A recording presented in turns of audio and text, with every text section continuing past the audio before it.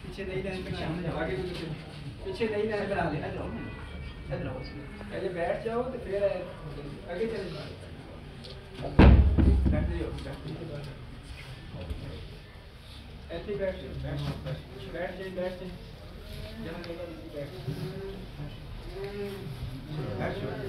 जिन्होंने नियाज पेश करनी है वो कर सकते हैं।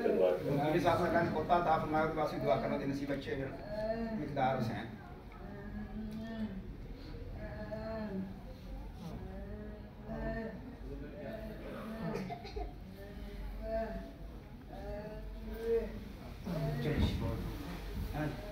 चलिए